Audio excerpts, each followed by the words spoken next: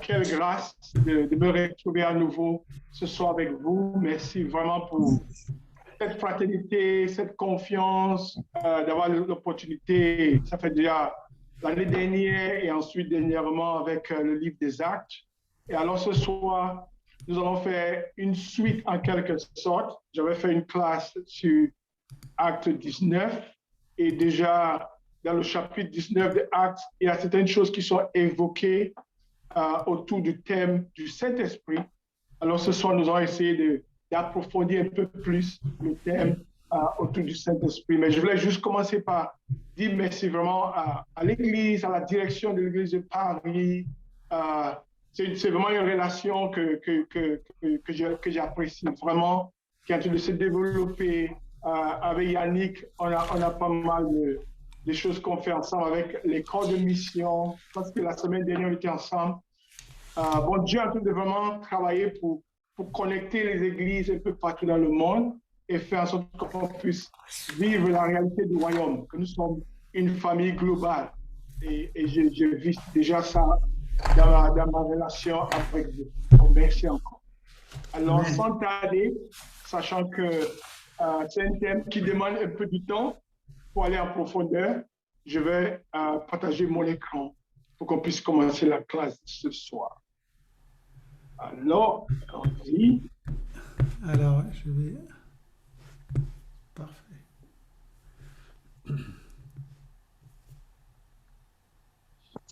OK, je pense que vous voyez mon écran maintenant. C'est parfait. Excellent, excellent.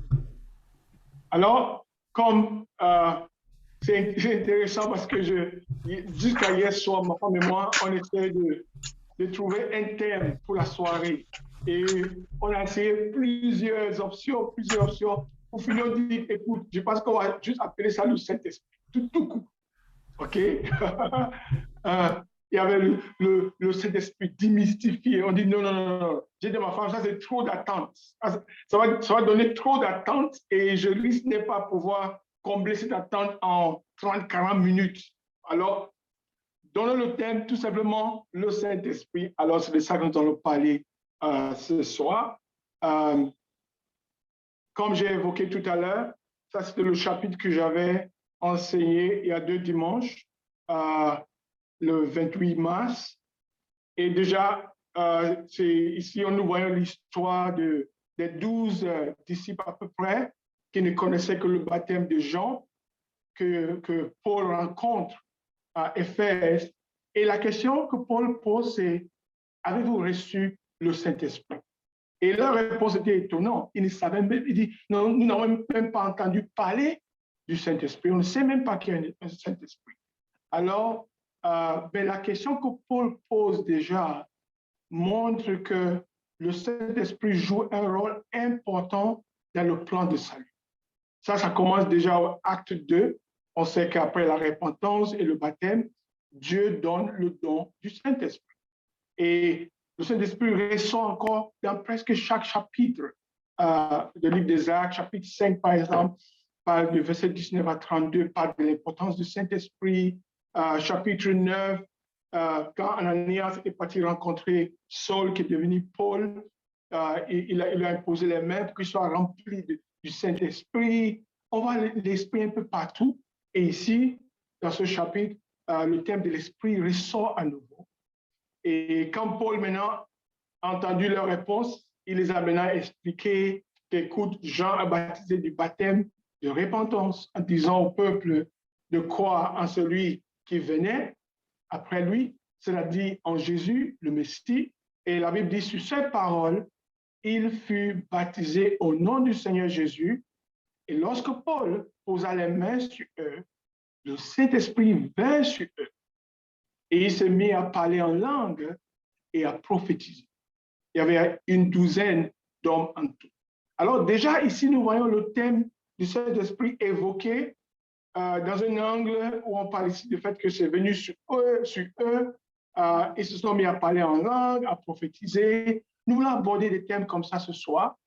Mais déjà, en acte 2, on sait que s'ils se sont fait baptiser au nom de Jésus, on sait déjà qu'avec la promesse de acte 2, ils ont dû recevoir le don de l'Esprit qui vient habiter en eux. Bon, nous voyons un peu que l'Esprit est évoqué sur plusieurs volets en quelque sorte. Déjà, dans ce chapitre 19, on voit ces différents angles et ce que nous allons essayer de voir ce soir.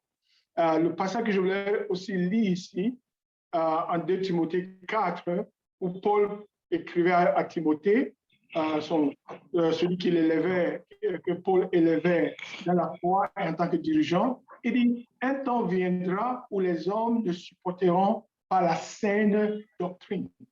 Au contraire, ayant la démangeaison d'entendre des choses agréables, ils se donneront une foule d'enseignants conformes à leurs propres désirs. Ils détourneront l'oreille de la vérité et se tourneront vers les fables. Ça, c'est vraiment un passage qui s'applique à plusieurs niveaux, mais ça s'applique aussi quand il s'agit du thème du Saint-Esprit. Il y a la sainte doctrine à propos du Saint-Esprit, mais il y a aussi des choses que les gens aiment entendre à propos du Saint-Esprit. Nous allons évoquer ce genre de thème aussi ce soir. Bon, c'est juste pour introduire ce que nous allons faire ce soir. Mais je voulais commencer par, avant de parler même de... Parce que quand nous parlons des choses comme le parler en langue, qu'on a vu en acte 19, prophétiser, quand nous voyons tous ces éléments, ça nous amène déjà dans une certaine direction. Mais je voulais commencer ce soir par parler de qui est l'Esprit de Dieu. Avant même de parler de ce que l'Esprit peut faire ou bien l'Esprit ne peut pas faire, est-ce qu'on peut prendre juste un peu de temps rapidement pour parler de qui est l'Esprit? Parce que c'est vraiment facile de laisser l'enseignement sur le Saint-Esprit, l'influence du mouvement pentecôtiste et tout, nous influencer au point où on ne parle pas de qui est l'Esprit Saint, qu'est-ce que l'Esprit fait dans la vie du croyant, et on se met à parler beaucoup plus de ce que l'Esprit ne fait pas. Commençons d'abord par parler de qui est l'Esprit et qu'est-ce que l'Esprit fait. Alors, l'Esprit, nous voyons déjà en Genèse que l'Esprit fait partie de la divinité. Quand Dieu dit, faisons l'homme à notre image, c'est le Père, le Fils et le Saint-Esprit ensemble. Il est Dieu tout simplement. En Jean 4, quand Jésus a rencontré la femme samaritaine, il dit, hey, Dieu est esprit et ceux qui l'adorent doivent l'adorer en esprit et en vérité. Alors, le Saint-Esprit n'est pas quelqu'un de complètement à part. Le Saint-Esprit, c'est l'Esprit de Dieu. C'est Dieu lui-même. OK? Alors, il est Dieu. Dieu est esprit. Alors, le Saint-Esprit, c'est Dieu lui-même. C'est Dieu qui est esprit. Le Saint-Esprit aussi est un agent qui joue un rôle. Il planait déjà en Genèse 1, verset 2. Il planait déjà, il était là déjà au début de la création. Alors, c'est un agent de la création de Dieu. Et le Saint-Esprit, une personne. En Jean 7, il parle du fait que quand il parle du Saint-Esprit, il ne dit pas une chose. Il m'est arrivé dans le passé et même parfois, il me faut vraiment, en quelque sorte, me conscientiser pour ne pas parler de... Parfois, on dit, il y a une chose qui m'a dit, quelque chose m'a dit. Non. Quand l'Esprit te parle, quand l'Esprit me parle, c'est une personne qui me parle, ce n'est pas quelque chose. Alors, l'Esprit est une personne.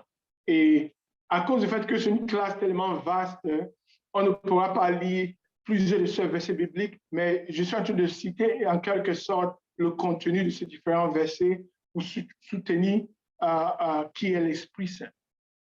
Alors, l'Esprit Saint peut résister. Okay? On peut résister au Saint-Esprit, pardon. On peut même l'insulter. On peut le blasphémer, puisque c'est une personne. On peut l'attrister aussi. Et on a plusieurs passages bibliques. Quand c'était qui? Stephen, quand il prêchait, il a confronté les dirigeants juifs et en leur disant qu'ils sont en train de résister au Saint-Esprit. On peut l'attrister, on peut blasphémer. C'est une personne. Le Saint-Esprit aussi est un compagnon. Et la Bible parle de la communion du Saint-Esprit. Alors, on peut avoir la communion, c'est un compagnon qui nous accompagne dans la vie chrétienne. Nous savons que de nous-mêmes, on ne peut pas vivre la vie chrétienne de nos propres forces. Alors Dieu nous donne son esprit pour nous accompagner, pour nous aider, pour nous guider. Le Saint-Esprit est notre aide, il est notre conseiller, il est notre avocat. Jean 14 parle beaucoup de cela. Alors, je voulais juste commencer par mentionner ces différents points. Et il est vraiment important de souligner que le Saint-Esprit est Dieu, c'est Dieu lui-même. Ce n'est pas une chose, ce n'est pas une force qu'on utilise pour avoir ce qu'on veut. OK? On l'utilise quand on veut. Ce n'est pas un objet. Le Saint-Esprit est une personne. Et le Saint-Esprit, c'est l'Esprit de Dieu. C'est Dieu lui-même. Je voulais vraiment souligner cela en passant. Alors, qui est le Saint-Esprit? On continue. Il est notre avocat. Il nous défend contre nos accusateurs. Notre accusateur qui est le diable, principalement. Il est enseignant, il nous enseigne et il nous rappelle les choses que Jésus a enseignées, les enseignements donnés par Jésus, pour nous rappeler et nous aider à obéir à ces enseignements. Dans l'enseignement, on dit souvent que la répétition est pédagogique. Le Saint-Esprit joue ce rôle-là pour continuellement nous rappeler les enseignements de Jésus afin de nous aider à pouvoir obéir et les mettre en pratique. Il est le consolateur. Il est là pour nous aider dans les moments de tristesse, comme Yannick le disait tout à l'heure. J'étais à Abidjan il y a quelques semaines. Même cet après-midi, j'ai eu à avoir un appel vidéo avec le frère Fulbert qui a perdu sa femme Huguette. Le Saint-Esprit est là pour nous réconforter dans les moments comme ça, les moments de tristesse. Le Saint-Esprit aussi aime témoigner et convaincre les gens par rapport à leurs besoins de Dieu. En Jean 16, il parle du fait qu'il est là pour nous convaincre du péché, de la justice et du jugement à venir. Alors le Saint-Esprit travaille déjà dans la vie des personnes avant même qu'ils deviennent chrétiens. Okay? Avant que je devienne chrétien, l'Esprit travaillait dans ma vie déjà pour me préparer et pour me convaincre à accepter la parole de Dieu. Alors l'Esprit aime témoigner et convaincre. C'est l'Esprit qui a dirigé Philippe pour aller rencontrer l'unique Éthiopienne dans le désert, en Actes chapitre 8. Alors, puisque nous sommes dans la série de livres des Actes, quand j'évoque tous ces différents exemples, je pense que c'est facile qu'on se souvienne de ça parce que nous sommes en plein dedans dans le livre des Actes. Il est aussi intercesseur pour nous aider lorsque nous ne savons pas comment prier, comme le dit Romains chapitre 8, verset 26. Et il est notre sceau, le sceau de salut pour le jour de la rédemption, pour montrer que nous appartenons à Dieu. Mais plus encore, la Bible donne des descriptions où la Bible utilise des métaphores telles que l'esprit est un feu, de l'eau vive en Jean chapitre 7 qui couleront. En Jean 3, il parle du vent. L'esprit est un vent. Okay? On ne sait pas d'où il vient, on ne sait pas où il va. L'esprit est une colombe. On voit au niveau du baptême de Jésus qu'il y avait une colombe qui est là, qui aime l'unité, la paix entre le peuple de Dieu. Alors, frère, il y a tous ces éléments par rapport à l'esprit. Et quel privilège pour nous, surtout, de savoir que les Écritures disent que je suis, et toi et moi, nous sommes tous les temples modernes du Saint-Esprit. L'Église, oui, mais individuellement. Individuellement, l'Esprit vient habiter en chacun de nous. L'œuvre de l'Esprit de Dieu dans la vie du chrétien, on a déjà évoqué ces versets bibliques où le Saint-Esprit intercède en notre faveur. L'Esprit guide les apôtres vers la vérité en Jean 16. Le Saint-Esprit nous aide à remporter des victoires sur le péché. J'adore le livre de Romains et Paul prend le temps de parler de la vie, surtout déjà au chapitre 7, il parle de ce combat qui existe entre la chair et l'esprit. Okay? Mais au chapitre 8, maintenant, il parle de la vie par l'Esprit Saint. Et l'Esprit Saint, justement, nous aide à remporter la victoire sur le péché. Alors, il est important, frères et sœurs, qu'on passe beaucoup de temps à évoquer ce que l'Esprit fait déjà dans notre vie. Avant d'aller commencer à parler de « oh, on ne parle plus en langue, on ne fait plus ceci, on ne fait plus... » Qu'est-ce que l'Esprit fait? Alors, c'est important qu'on puisse mettre l'accent sur ce que l'Esprit fait avant de parler de peut-être ce que l'Esprit ne fait plus. Oh, on va arriver là. L'Esprit Saint nous aide à nos faiblesses, comme le dit Romains 8 toujours. L'Esprit peut venir sur nous ça peut venir dans une personne, ça adresse un peu la réception de l'Esprit, comment l'Esprit est reçu. Le Saint-Esprit peut conférer à certaines personnes, des récipiendaires, des capacités miraculeuses, ok? Des dons ou bien des capacités miraculeuses. Alors, nous allons parler un peu plus de ça, mais le livre de Corinthiens évoque beaucoup ça. L'Esprit Saint aussi, tous ceux qui possèdent le Saint-Esprit ne reçoivent pas forcément ces capacités miraculeuses. La preuve en est, le passage que nous avons là, Luc 1, parle du fait que Jean-Baptiste, dès sa naissance, était rempli de l'Esprit Saint, dès sa naissance. Mais en Jean 10, 41, la Bible parle du fait que Jean n'a pas fait de miracle. Et voilà quelqu'un qui est rempli du Saint-Esprit depuis sa naissance. C'est un prophète extraordinaire. Jésus a fait ses éloges d'une manière incroyable. Mais cet homme, Jean-Baptiste, n'avait jamais fait de miracle. Il n'y a pas de miracle. Même Jésus lui-même, qui avait la pleine mesure, okay, du Saint-Esprit, n'a jamais parlé en langue, par exemple. Alors le point ici, c'est que tous ceux qui possèdent le Saint-Esprit ne reçoivent pas forcément. Oui, il est vrai, comme on a vu avec le passage de Corinthiens, que le Saint-Esprit peut conférer à certaines personnes récipiendaires des capacités miraculeuses, mais ce n'est pas tous ceux qui possèdent l'Esprit qui reçoivent forcément ces capacités miraculeuses. Il est important qu'on puisse vraiment faire cette distinction-là. Alors, j'aimerais parler un peu de ce qu'on appelle les mesures du Saint-Esprit. Alors, il y a un seul esprit, il n'y a pas deux esprits, il y a un seul corps, il y a un seul baptême, il y a un seul esprit, comme le dit Éphésiens 4, mais on a l'impression qu'il y a plusieurs mesures du Saint-Esprit, plusieurs manières dont l'esprit se manifeste. Et nous allons parler de ça tout à l'heure. Je pense que j'ai peut-être raté ça dans mon diapo ici, mais on va regarder trois manières ou bien trois mesures, si on peut parler de mesures du Saint-Esprit. Je ne sais pas si j'ai bien traduit ça. En anglais, on dit measures of the Spirit, des mesures de l'Esprit. Et nous allons chercher à analyser chaque mesure. Il y a la mesure où l'Esprit vient habiter en nous, l'Esprit qu'on reçoit après le baptême, dont parle Acte 2, versets 37 à 39. Et cette promesse est non seulement à ceux à qui Pierre prêchait, mais aussi à leurs enfants et à tous ceux qui sont au loin, tous ceux que le Seigneur appellera. Alors, ceux qui vont se repentir après avoir reçu le message de Jésus, qui vont se faire baptiser, vont recevoir l'Esprit, le don de l'Esprit qui vient habiter en eux. Alors, nous pouvons parler ici de la demeure du Saint-Esprit. Ça, c'est la première mesure.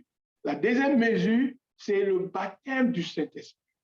Et la troisième mesure, c'est les capacités miraculeuses que donne l'Esprit Saint. Vous allez me pardonner, j'avais un diapo que j'ai raté ici pour évoquer ces trois différentes mesures. Alors, avec ces quatre questions, comment la mesure est reçue, nous allons parcourir les trois mesures, un après l'autre. Nous allons voir les objectifs de chaque mesure. Nous allons voir le rôle de chaque mesure dans notre salut. Et ensuite, nous allons voir si chaque mesure est encore disponible aujourd'hui pour nous. Alors, nous allons commencer avec la première mesure, qui est la demeure du Saint-Esprit.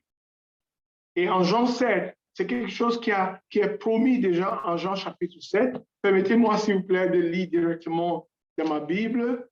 Jean chapitre 7, nous allons lire le verset 37. J'ai mis jusqu'à 38 là, mais je pense qu'on va lire jusqu'à 39 pour avoir un peu le contexte un peu plus. Alors, je lis ici, et si vous avez votre Bible, ou bien écoutez avec moi, Jean 7, 37 dit tout simplement ici, je lis, verset 37.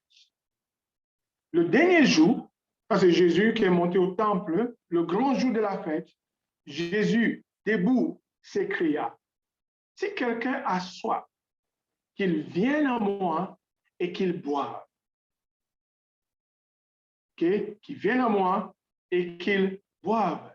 Il continue au verset 38, « Celui qui croit en moi, des fleuves d'eau vive couleront de lui, comme l'a dit l'Écriture. » Le verset 39 dit, « il dit cela à propos de l'Esprit que devaient recevoir ceux qui croiraient en lui. En effet, l'Esprit Saint n'avait pas encore été donné parce que Jésus n'avait pas encore été élevé dans sa gloire. Alors, la glorification ici, il s'agit de non seulement la mort de Jésus, son enterrement et sa résurrection que le monde a célébré dimanche dernier, il y a quelques jours, il y a 3 jours. Alors, cette glorification, il fallait que Jésus soit glorifié de cette manière afin que l'Esprit puisse être donné et que l'Esprit puisse couler comme des fleuves d'eau vive. Alors, c'est de ça qu'il s'agit ici. Et avant cela, auparavant, dans l'Ancien Testament, l'Esprit venait souvent sur les gens. Okay? On voit l'Esprit qui vient sur le roi Saül, par exemple, et il se met à prophétiser. Mais dans le Nouveau Testament, ici, on parle du fait que l'Esprit sera comme des eaux fleuves qui coulent. L'Esprit viendra habiter en nous. Okay? Et c'est pour ça que le Nouveau Testament est même supérieur à l'Ancien. Alors que dans l'Ancien, l'Esprit venait souvent sur les gens, dans le Nouveau Testament, l'Esprit vient habiter en nous. La demeure du Saint-Esprit. Comme on dit en anglais, the indwelling Holy Spirit. J'espère que j'ai bien traduit en parlant de demeure, la demeure du Saint-Esprit. Alors, posons les 4 questions dont il était question. Comment reçoit-on la demeure du Saint-Esprit? Nous sommes déjà en Jean 3, verset 3 et en Acte 2, 38. Et je me permets de continuer sans lire ces différents versets parce je sais que nous sommes dans le livre des Actes et on connaît ces différents versets. On sait que lors du baptême d'eau, au nom de Jésus-Christ, on reçoit le pardon de péché et en même temps, on reçoit le Saint-Esprit de manière simultanée. Le don du Saint-Esprit est donné à tout croyant qui est baptisé au nom de Jésus après leur repentance, leur croyance et leur repentance. Le don de l'Esprit Saint est en fait l'Esprit lui-même, okay? La demeure de l'Esprit Saint dans le croyant. Il y a plusieurs versets dont Romains 8, 11 fait partie. Quel est le but de la demeure du Saint-Esprit? Cette première mesure, le but, c'est que l'Esprit vient pour habiter en nous. L'Esprit de Dieu vient vivre en nous. Et aussi, c'est une preuve de notre filiation, okay? Que nous sommes devenus enfants de Dieu, au point de pouvoir appeler Dieu Abba, Abba Père. Donc, Romains parle de ça, Romains 8 parle de ça, notre adoption en Christ. Et l'Esprit aussi est un sceau de notre nouvelle naissance. Corinthiens parle beaucoup de ça aussi. Okay? Ça, ce sont plusieurs versets bibliques pour soutenir les points que je suis en train de faire. Mais la troisième question, c'est l'expérience personnelle de cette mesure est-elle nécessaire pour avoir le salut, la demeure du Saint-Esprit? Est-ce qu'il faut que l'Esprit vienne habiter en toi pour que tu sois sauvé? La réponse est un grand oui, absolument. Un oui retentissant. OK? Et on ne peut pas être enfant de Dieu sans... Il dit, tous ceux qui sont conduits par l'Esprit de Dieu sont enfants de Dieu. Romains 8, verset 14 parle de ça.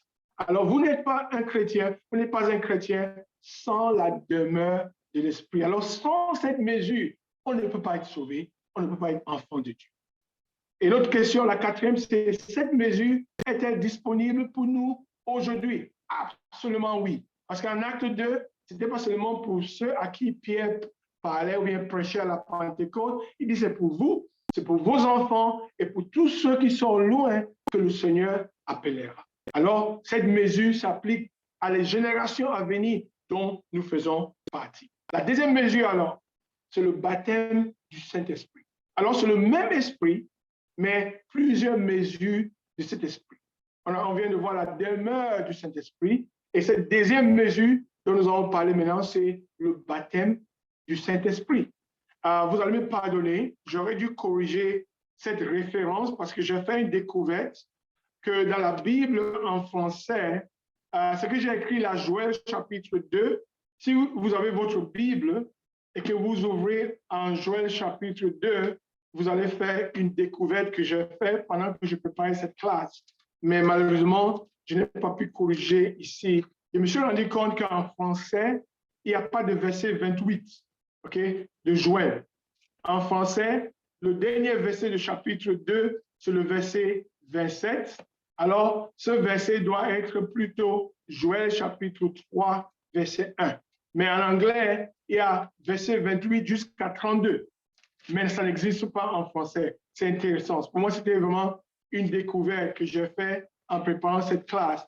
Mais ça, c'est un passage qui parle, c'est une prophétie que Pierre a citée dans son message en Actes chapitre 2. Alors, je lis ici plutôt au chapitre 3, verset 1. Après cela, je déverserai mon esprit sur tout être humain. Vos fils et vos filles prophétiseront, vos vieillards auront des rêves et vos jeunes gens des visions. Vous vous rappelez que Pierre a cité exactement ce verset biblique dans son message à la Pentecôte, quand il a prêché le jour de la Pentecôte. Verset 2 dit, même sur les serviteurs et sur les servantes, dans ces jours-là, je déverserai mon esprit. Alors, Marc 1 aussi parle un peu dans ce même sens. Je vais lire Marc 1, verset 8. Tout simplement, il dit ici, moi, je vous ai baptisé d'eau. Lui, parlant de Jésus, il vous baptisera du Saint-Esprit. Voilà Jean-Baptiste qui parle ici.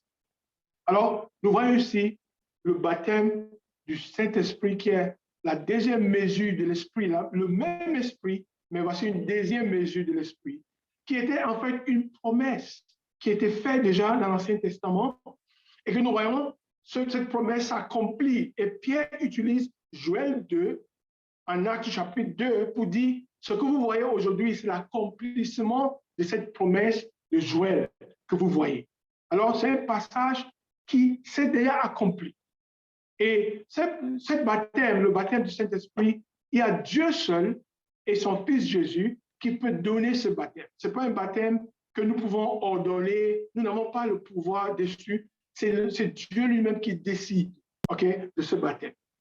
Et la question ici, c'est est-ce qu'il y a des exemples de la manière dont cette mesure est reçue? Bien sûr, en Actes chapitre 1, nous connaissons la promesse qui a été faite aux apôtres de ne pas s'éloigner de Jérusalem, mais d'attendre jusqu'à ce qu'ils reçoivent la puissance d'en haut.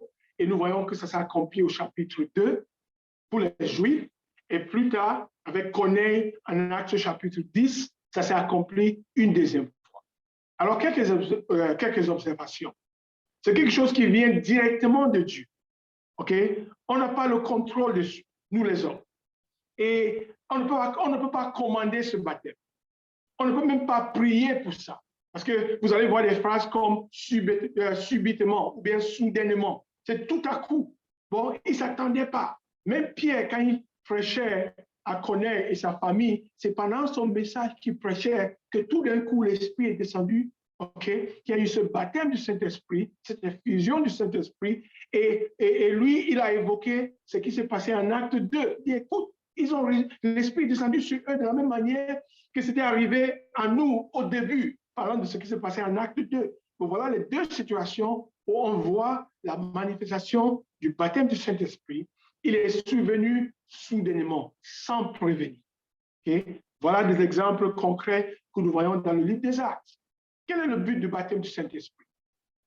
On va en Acte 2 et en Acte 10, que j'ai évoqué tout à l'heure, qu'il fallait introduire le royaume de Dieu, le règne de Dieu, à la fois chez les Juifs et chez les non-Juifs.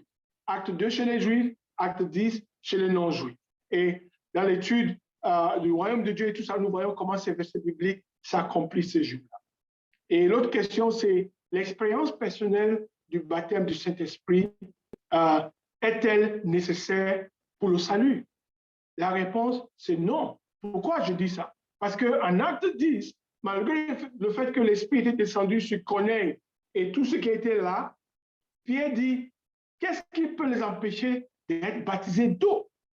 Acte 10, 47 à 48. Ça veut dire qu'il fallait, malgré le fait que l'Esprit est descendu, ils ont eu le baptême du Saint-Esprit, qui avait un but d'introduire le royaume de Dieu chez les non-juifs en Acte 10, il fallait qu'ils soient baptisés d'eau pour que leurs péchés soient pardonnés.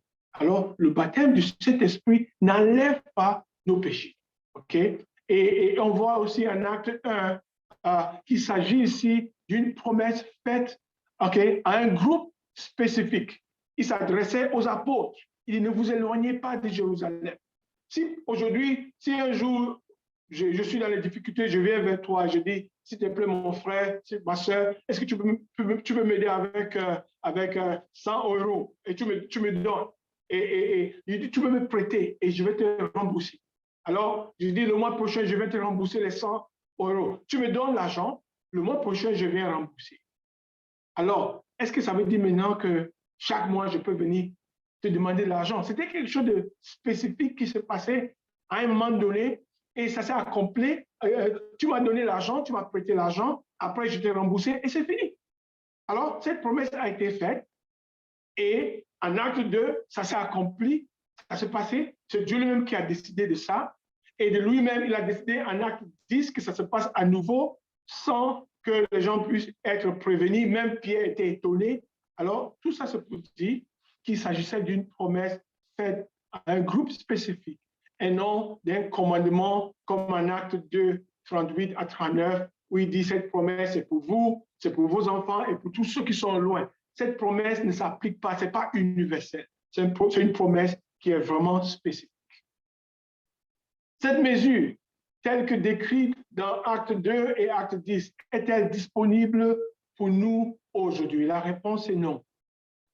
Et nous allons voir, aussi en Acte 11, vous allez voir même quand Pierre raconte aux frères juifs qui trouvaient qu'il était allé chez un païen, quand il raconte un peu l'histoire, vous allez voir que cet événement ne pouvait pas être retracé que seulement au commencement. Ce qui s'est passé en Acte 10, il ne pouvait que se souvenir que ça se passait une fois et c'était en acte 2.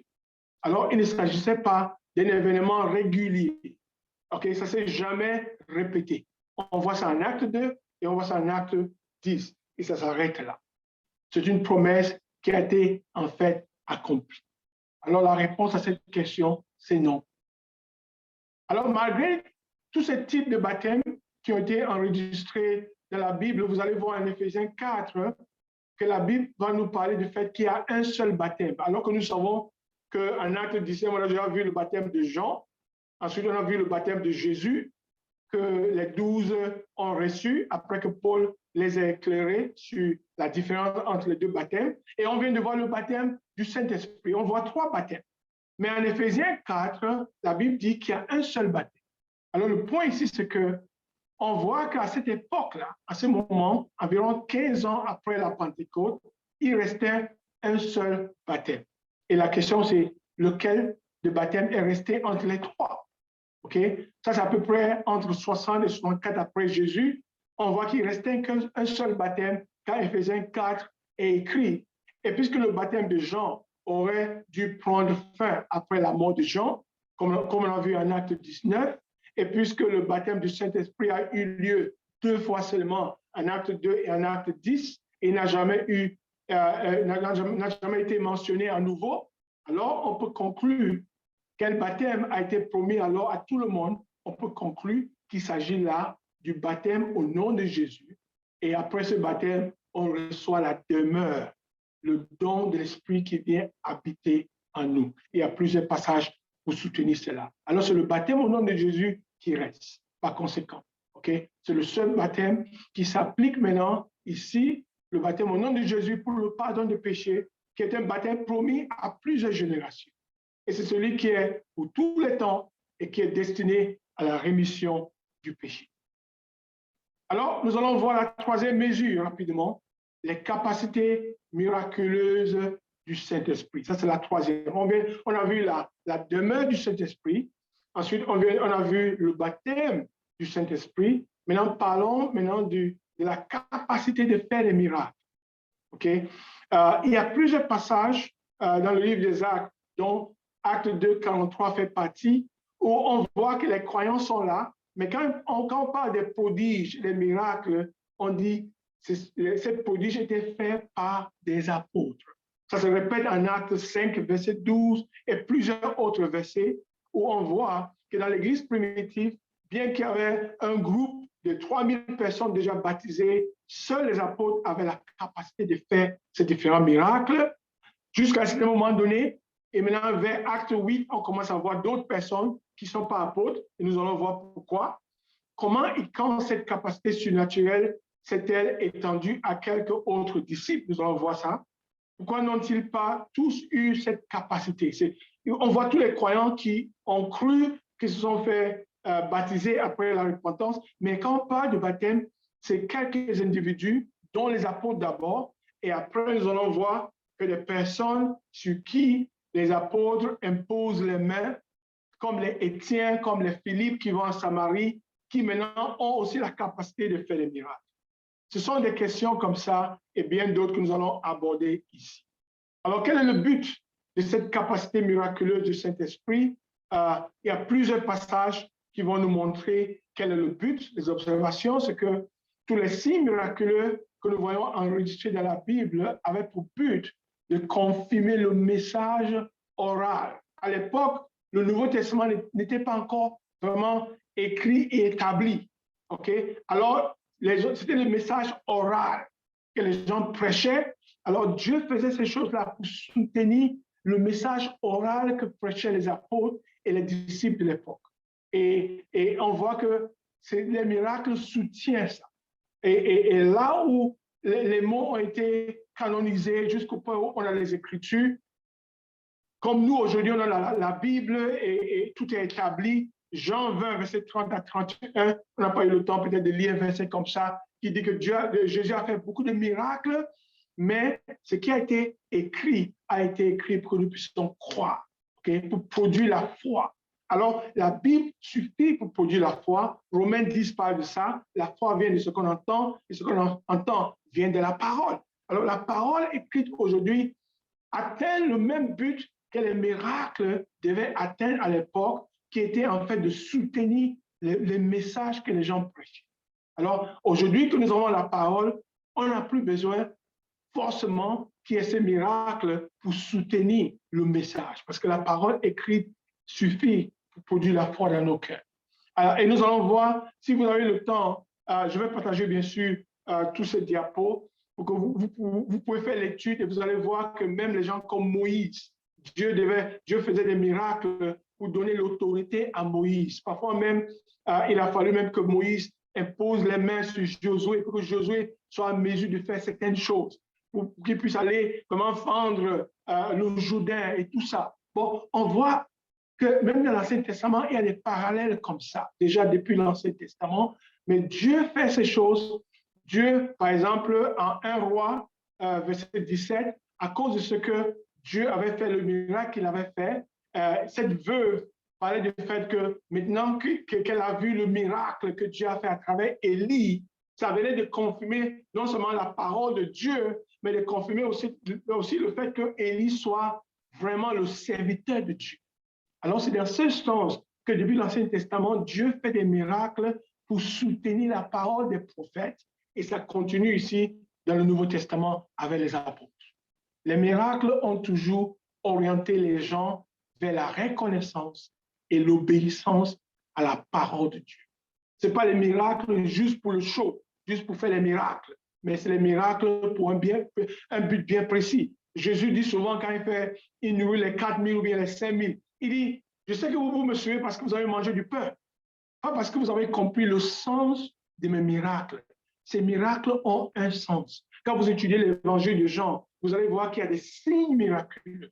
Il n'y a pas seulement des miracles, mais il y a des miracles qui apportent un message, et un message derrière le miracle. Alors Dieu avait un message derrière ce miracle. Ce n'est pas les miracles juste pour le fait de faire des miracles. Il y avait un message. Est-ce qu'il y a des exemples de la manière dont les dons miraculeux du Saint-Esprit se manifestent et reçus? Bien sûr, il y a des exemples en Actes 6. J'ai cité l'exemple où en Samarie, quand les apôtres Pierre et Jean sont allés rencontrer les Philippe et les autres qui sont allés prêcher en Samarie, quand ils ont imposé les mains sur quelqu'un comme Philippe, Philippe a commencé à faire des miracles.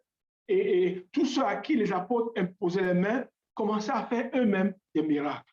Alors, par l'imposition des mains d'un apôtre, les gens pouvaient faire des miracles. Et on voit en acte 1, on souligne les conditions, les critères pour être apôtre. Et un des critères, c'est qu'il fallait être là, témoin du ministère de Jésus. C'est pour ça qu'ils ont pris ça comme critère pour choisir celui qui allait remplacer Judas, par exemple. OK? Bon, ce n'est que quand les apôtres comme ça, bien sûr que Paul était une exception, il est devenu apôtre d'une manière extraordinaire sur son chemin de Damas, mais ce n'est que quand les apôtres imposaient les mains sur les personnes que eux maintenant avaient la capacité de faire des miracles.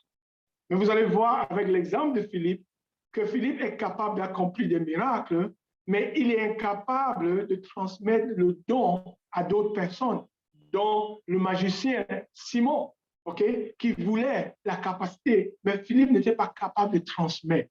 Il pouvait le faire parce que les apôtres avaient imposé les mains sur lui, mais lui n'était pas capable de transmettre. Alors les apôtres sont capables de transmettre ce don aux gens. Et remarquez au verset 18 comment Simon veut acheter la capacité de transmettre des dons miraculeux par l'imposition des mains, et il constate que ce don était transmis uniquement par les apôtres. Et comme je dis à nouveau, nous sommes en train d'étudier le livre des Actes. Vous connaissez tout ce dont je suis en train de parler, vous êtes déjà assez au courant de ça. Alors, lorsque les apôtres sont morts, on voit que la capacité de transmettre les dons miraculeux est morte avec eux. Et 1 Corinthiens 13 évoque cela. Okay? Il est vraiment instructif de constater que dans l'ensemble de l'Ancien Testament aussi, on voit qu'il y a seulement Moïse, Élie et Élisée qui étaient crédités pour avoir accompli des miracles. Bon, on voit que même, il n'y a pas seulement les apôtres qui étaient des exceptions parmi les croyants dans le Nouveau Testament. Même dans l'Ancien Testament, ce n'est pas tout le monde qui faisait les miracles. Moïse, Élie et Élisée sont des exceptions dans l'Ancien Testament. Les miracles n'étaient pas réguliers ou normaux, ce n'était pas quelque chose de quotidien, ce n'était pas régulier. Alors Philippe, bien qu'ayant les dons, ne pouvait pas transmettre le don, on a déjà parlé de ça. Et dans l'Ancien Testament, il y a des équivalents comme ça qu'on retrouve dans l'Ancien Testament. Moïse impose les mains sur Josué, j'avais déjà mentionné ça avant, pour qu'il puisse recevoir le don de la sagesse. Bon, c'est un peu ça les apôtres faisaient aussi, ils ont imposé les mains sur les gens comme Philippe et les Étienne et les autres qui ont pu avoir ces capacités miracles. Est-ce que cette expérience personnelle de cette mesure est-elle nécessaire pour être sauvé? La réponse est non. Okay? La capacité de faire les miracles n'est pas une preuve de salut.